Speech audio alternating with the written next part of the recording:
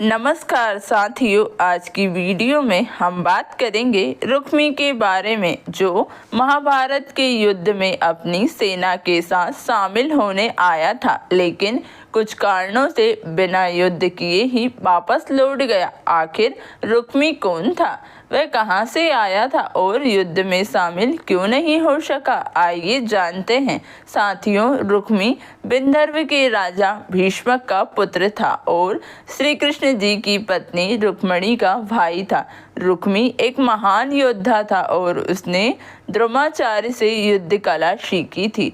द्रोणाचार्य से उसे कई दिव्य अस्त्र शस्त्र प्राप्त हुए थे, जिनमें एक विशेष धनुष विजय भी था। इसी तरह का विजय धनुष कर्ण के पास भी था, जो उसे परशुराम से मिला था। रुक्मी ने परशुराम जी से ब्रह्मास्त्र का ज्ञान भी प्राप्त किया था, जिससे उसे अपने युद्ध कौशल पर काफी घमंड हो गया था। रुक्मी की बहन रुक्मिणी श्री कृष्ण जी से विवाह करना चाहती थी और श्री कृष्ण जी भी रुक्मिणी को पसंद करते थे। दोनों ने विवाह करने का निश्चय किया, लेकिन रुक्मी श्री कृष्ण से जलन रखता था। वह अपनी बहन का विवाह शिशुपाल से कराना चाहता था। जब रुक्मी ने रुक्मिणी की इच्छा को नकार दिया तो श्री कृष्ण ने रुक्मिणी का हरण कर लिया।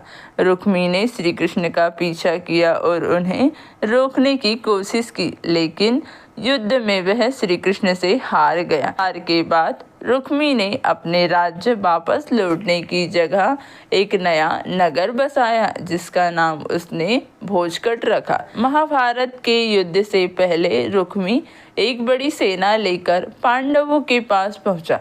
उसने अर्जुन से कहा, यदि तुम युद्ध से डरते हो तो मैं तुम्हारी मदद के लिए आया हूँ। इस दुनिया में मेरा जैसा पराक्रमी कोई नहीं है। मैं अकेले ही तुम्हारे सभी शत्रुओं को मार सकता हूँ और तुम्हें विजय दिला सकता हूँ। यह सुनकर अर्जुन मुस्कुराया और कहा, जब मेरे पास श्री कृष्ण जैसे भगवान है और मेरा गांडीव धनुष और बाण है, तो मुझे किसी और की मदद की जरूरत नहीं है। इसके बाद रुक्मी दुर्योधन के पास गया और उसे भी अपनी ताकत दिखाने की कोशिश की, लेकिन दुर्योधन ने भी उसकी सहायता लेने से इनकार कर दिया, क्योंकि उसके पास पहले से ही विशाल सेना थी और वह रुक्मी की मदद की आवश्यकता महसूस नहीं कर रहा था।